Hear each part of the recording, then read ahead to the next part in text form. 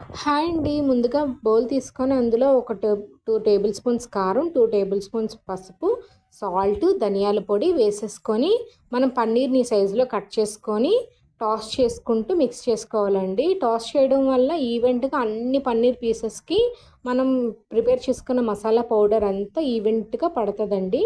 ఎక్కువ, తక్కువ అవ్వకుండా టాస్ చేయడం వల్ల క్లియర్‌గా బాగా అంతా మిక్స్ అవుతది. ఇలా చూసారు కదా! అన్నిట్లికి ఈక్వల్‌గా మసాలా పట్టింది. ఒక పాన్ పెట్టుకొని అందులో తగినంత ఆయిల్ వేసుకోవాలండి. కొంచెం ఎక్కువే వేసుకోవాలి. కర్రీకి కూడా అదే ఆయిలు. ఆ ఆయిల్‌లోనే పన్నీర్‌ని బాగా ఫ్రై చేసుకోవాలండి. ఎక్కువ కలుపుతూ ఫ్రై చేయడం వల్ల పన్నీర్ అనేది బ్రేక్ అవుతది.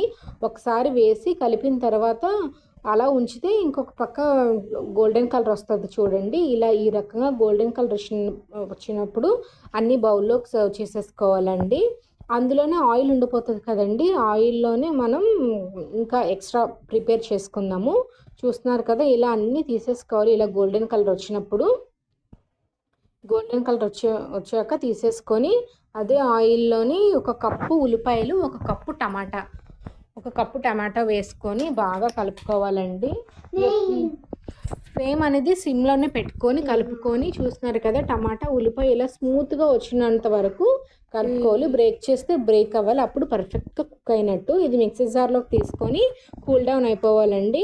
అండ్ ఉల్లిపాయలు తీసిన తర్వాత ఆయిల్ ఉంటది కదండీ! అందులో ఒక 2 బిర్యానీ ఆకులు, ఒక లవంగం, ఒక చెక్క ముక్క, ఒక యాలక్కాయ వేసుకొని మనం మిక్సీ చేసుకున్న టమాటా ప్యూరీ అండ్ ఆనియన్ ప్యూరీ అందులో వేసేసుకోవాలండి. వేసేసుకొని అది కొంచెం కలిపి అల్లం వెల్లుల్లిపాయ పేస్ట్ కూడా అందులో వేసుకొని అల్లం వెల్లుల్లి పచ్చివాసన పోయినంత వరకు మిక్స్ చేస్తూ కలుపుతూ ఉండాలండి. సిమ్‌లో పెట్టుకొని. హైలో పెడితే మొత్తం ఔటర్స్ అంతా మాడిపోతే ఈ కర్రీ టేస్ట్ అనేది పోతదండి.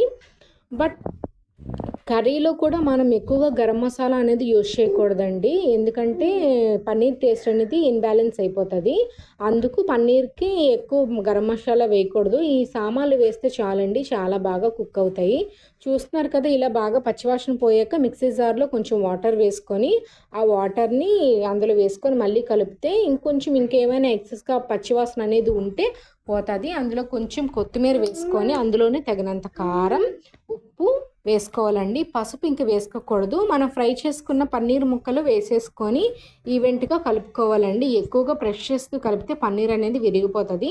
పన్నీర్ వేసిన గిన్నెలోనే ఇంకొంచెం వాటర్ వేసుకొని అది కూడా అందులో వేసేసుకుంటే అందులో ఉన్న కారం ఏమైనా ఉంటే కర్రీలోకి అనేది వచ్చేస్తాయి.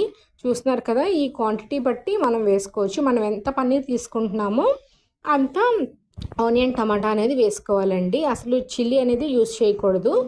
ఇప్పుడు కొంచెం కుక్ అయిన తర్వాత మెయిన్ ఇంగ్రీడియంట్ ఇదేనండి. పెరుగు వేసుకోవాలండి. పెరుగు వేసుకుంటే ఏంటంటే బాగా రెస్టారెంట్ స్టైల్ అనేది వస్తది. అండ్ పచ్చి కరివేపాకు కూడా అప్పుడే వేయాలి. ముందుగా ఆయిల్‌లో వేస్తే దాని ఫ్లేవర్ అంతా పోతది. అరోమా అంతా పోయి మనకి టేస్ట్ అనేది రాదు. పచ్చి జీడిపప్పు కూడా మనకి నచ్చితే కొంచెం ఎక్కువ వేసుకోవచ్చు. లేకపోతే లేదు. Tasty paneer curry ready. మీరు కూడా మీ ఇంట్లో ట్రై చేసి ఒకసారి మీ మీ వాళ్ళందరితో పాటు ఎంజాయ్ చేస్తూ తినండి. మళ్ళీ ఒకసారి చూపిస్తున్నాను చూడండి. బాయ్.